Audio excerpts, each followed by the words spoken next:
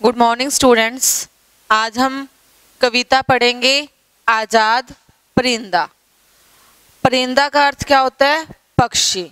तो इस कविता में एक पक्षी के स्वतंत्र होने के बारे में बताया गया है कि पक्षी जो है उनको स्वतंत्रता कितनी प्रिय होती है। तो आपने कभी पिंजरे में बंद पक्षी को देखा है?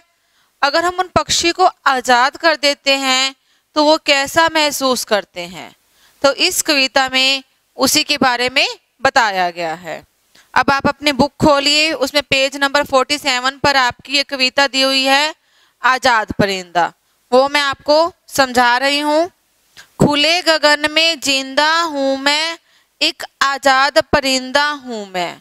तो इसमें जो पक्षी है वो अपने बारे में बता रहा है कि मैं खुले आकाश में क्या है कि चल फिर सकता हूँ, घूम सकता हूँ, और मैं क्या है कि एक आजाद पक्षी हूँ। मुझे किसी ने बांध कर नहीं रखा है, मेरी मर्जी होगी, मैं कहाँ मर्जी उड़कर जा सकता हूँ। ऊंची लंबी मेरी राहें, राहें मीन होता है रास्ता। तो वो पक्षी क्या कहता है कि जो मेरा रास्ता है वो क्या है कि ऊंचा भी हो सकता है और लंबा भी हो सकता है। उड़ू हवा में खोलूं बाहें, तो वो कहता है कि मैं अपने पंख फैलाकर, बाहें मैंने पंख फैलाकर खुले आकाश में उड़ सकता हूँ। घूमूं टहलूं जाऊं कहीं भी, उछलूं नाचूं गाऊं कहीं भी। तो मैं क्या है कि घूमने के लिए या टहलने के लिए कहीं भी किसी भी जगह जा सकता हूँ, और मैं उछल भी सकता हूँ, नाच भी सकता हूँ और गा भी सकता हूँ। मुझे किसी प्रकार का कोई भी व्यक्ति है वो रोक नहीं सकता। किसी तरह का ना भी डर है, सारी दुनिया अपना घर है। अब वो कहते हैं कि मुझे किसी तरह का किसी से कोई डर नहीं लगता, ये पूरी दुनिया है वो क्या है कि मेरा एक घर है, मैं अपने घर में जहां मर्जी उड़ फिर सकता हूँ।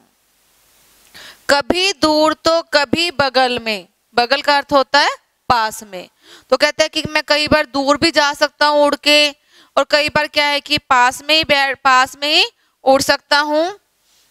कभी झोपड़ी कभी महल में, और मेरी मर्जी है मैं झोपड़ी में भी जाकर बैठ सकता हूँ या महल में भी जा सकता हूँ। मंदिर मस्जिद व गुरुद्वारे, नदी समंदर झील किनारे। अब समंदर में होता है समुंदर।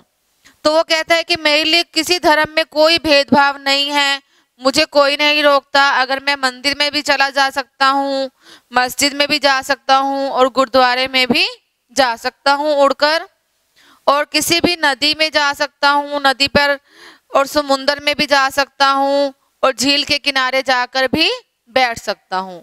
मुझे कोई रोकने टोकने वाला नहीं है। कभी लौटता रहूं रेत में, कभी खेलता फिरूं खेत में। तो मैं कहीं रेत है वहां पर जाकर भी नीचे, जैसे हमने देखा है पक्षियों को रेत में बैठे होते हैं, तो वहां पर भी मैं लेटता हूँ, खेलता हूँ, और फिर मैं किसी खेत में भी जा सकता हूँ। मुझे खेत का मालिक कुछ भी नहीं कहता है, खेत में जाकर मैं वहां पर खेलता हूँ। बाग बगीचों में मैं जाऊं, अपनी मर्जी के फल खाऊं। तो देखो कई जगह पर क्या है कि काफी सारे बाग बगीचे चले जाते होते हैं, वहां हम क्या देखते हैं कि पक्षी फल खा रहे होते हैं। तो वो कहते हैं कि मुझे कोई रोकने टोकने वाला नहीं है, मैं अपनी मर्जी का कोई मर्जी फल जो है बाग बगीचे में जाकर खा सकता हूँ। झरने का मीठा जल पीता, इसी तरह मैं हर दिन जीता। और जो झरने का पानी होता है वो मीठा होता है और समुद्र का पानी खारा होता है। तो वो कहते हैं कि मुझे झरने का मीठा पानी अच्छा लगता है, तो वो भी मैं पी सकता हूँ, और इसी तरह से जो है मैं अपना जीवन गुजारता रहता हूँ।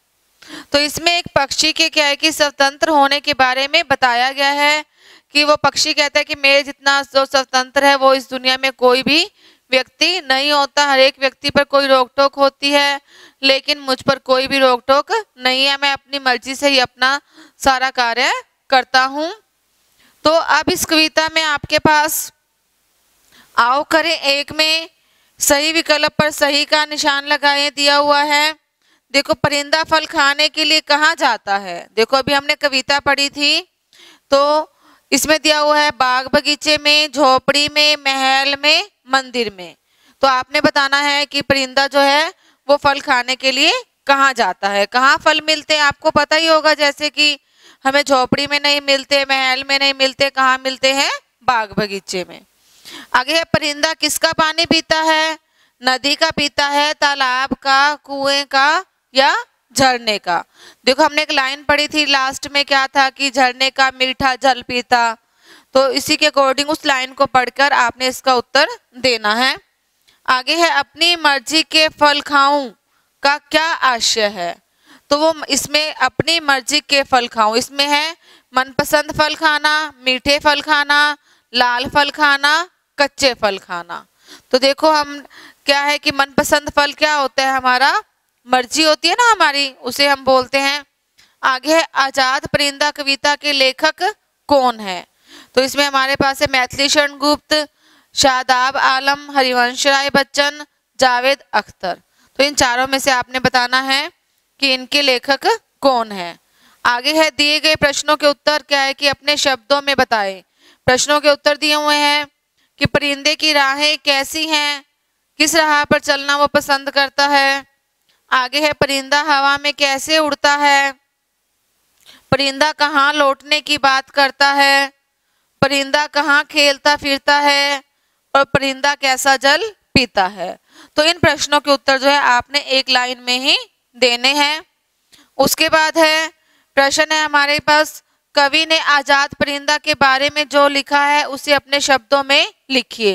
यानी कि उसने आजाद अपने बारे में क्या लिखा है इस कविता में कि पक्षी जो है वो स्वतंत्र होता है। तो आपने इसको अपने अकॉर्डिंग इसका उत्तर आपने लिखना है। आगे इस संसार में प्रत्येक जीव आजाद रहना चाहता है, क्या आप इस बात से सहमत हैं, अपनी राय लिखिए। अब इसमें आपने अपनी राय के अनुसार प्रश्न देना है।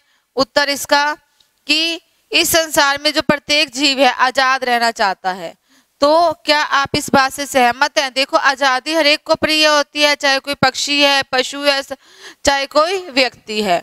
अगर आप क्या करोगे कि अपने आपको कोई कमरे में बंद कर देता है, कमरे से बाहर जाओगे तो आपको कितना अच्छा महसूस होता है। तो इस बारे में आपने अपने प्रश्नों के उत्तर खुद लिखना है। आगे है आजाद परिंदा खुले गगन में जिंदा अनुभव करता है, यदि उसे पिंजरे में कैद कर दिया जाए तो वह कैसा अनुभव करेगा। अब देखो एक पक्षी है, हम उसे क्या करते हैं कि अगर उसको पिंजरे में बंद कर देते हैं तो आपने अपने अनुभव के द्वारा बताना है कि वो कैसे जो है इसका पूरा इसको कैद कर दिया जाए तो वो कैसा अनुभव करेगा। तो इस तरह से आपने इन कविता में प्रश्नों के उत्तर लिखने हैं। आज हम पढ़ेंगे अलंकार के बारे में। अलंकार किसे कहते हैं। अभी हमने एक कविता पढ़ी थी आजाद परिंदा, तो इसमें कवि ने अपनी जो स्वतंत्रता की बात है वो खुद ना कहकर बल्कि पक्षी के माध्यम से कही थी। उसने पक्षी के बारे में हमें बताया था कि पक्षी को किस तरह से हम स्वतंत्र रखते हैं।